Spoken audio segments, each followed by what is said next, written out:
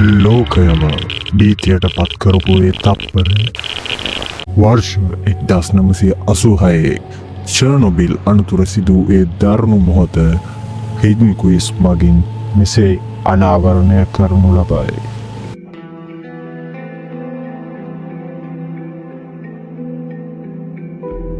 1986 අප්‍රේල් 26 වෙනිදා රෑ ප්‍රිප්‍යාට් නගරයන තදනින්දක සිටියේය. ප්‍රිප්‍යාට් කියන්නේ වර්තමානයේ යුක්‍රේනය සහ බෙලාරුසියාවට මායිම් පිහිටි ලස්සන නගරයකි.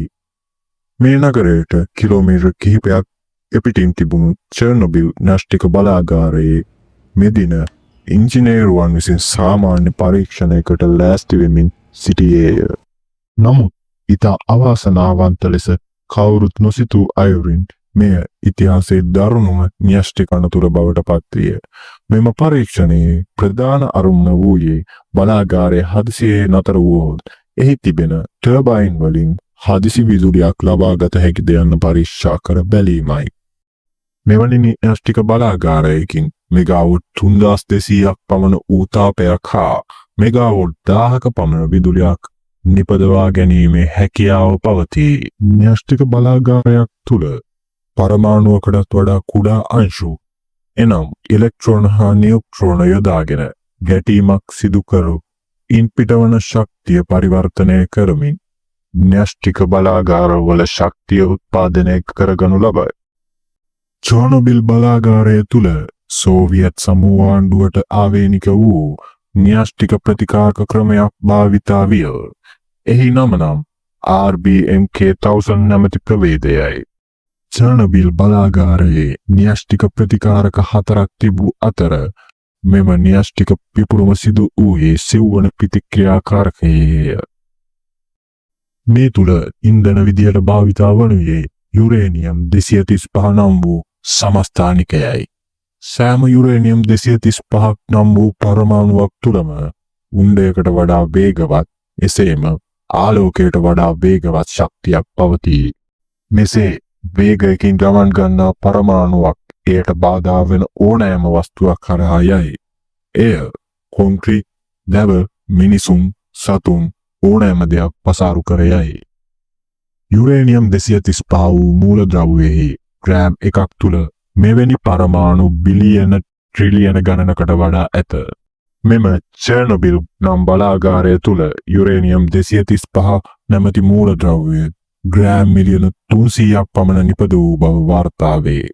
චර්නොබිල් බලාගාරයේ පුපුරා යාම සමග එහි උණ්ඩ හා සමාන විකිරණශීලී අංශු මුළු සෝවියට් දේශය පුරාම විහිදුණි.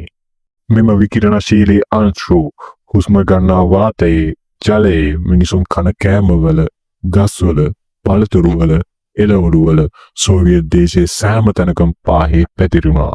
මෙම චර්නොබිල් බලාගාරයේ පුපුරා ගිය විවසනයෙන් පසු එහි එය නතර කිරීමට උත්සාහ දැරූ සෑම කෙනෙක්ටම අත් වූයේ දරුණු ගණයේ රෝගවලට ගොදුරු වී දුක් විඳ මිය යාමටයි. න්‍යෂ්ටික බලාගාරයේ පිපිරීම සමග මුලින්ම එම ස්ථානයට පැමිණියේ ඒ ගිනි නිවන බටයන්ය. බලාගාරයේ පිපිරී යාමත් සමග විකිරණශීලී ග්‍රැෆයිට් පාෂාණ මෙම ප්‍රදේශය පුරා විසිරුණු අතර මේ පිළිබඳ කිසිත් නොදත් ගිනි නිවන බටයින් ඔවුන් අතින් ස්පර්ශ කර මෙම දැඩි විකිරණශීලී පාෂාණ ඉවත් කරන ලදී. එසේම මෙම පිපිරීම් සිද්ධිය සිදු වූ දිනයේ රාත්‍රියේ බලාගාර සේවකයන් දෙදෙනෙකු මිය ගිය අතර විකිරණ නිරාවරණය හේතුවෙන් ඊළඟ සතිවලදී තවත් කම්කරුවන් 28 දෙනෙකු මිය ගියේය. මෙම න්‍යෂ්ටික විවසනය හේතුවෙන් සිදු වූ මරණ සංඛ්‍යාව පවා නිශ්චිත වශයෙන් කිව නොහැකිය. එසේම චර්නොබිල් විවසනය ඉතිහාසයේ දරුණුම න්‍යෂ්ටික විවසනය ලෙසද සැලකේ. මෙම විවසනයෙන් පසු බලාගාරයේ සිට කිලෝමීටර් 30ක් දක්වා වූ කලාපයක් ජනශූන්‍ය කලාපයක් බවට පසුවපත් කරන ලදී. මෙම විවසනය විපතට පත් ප්‍රදේශවල ජනතාවගේ සෞඛ්‍යයටද දැඩි ලෙස බලපෑම් ඇති කළේය.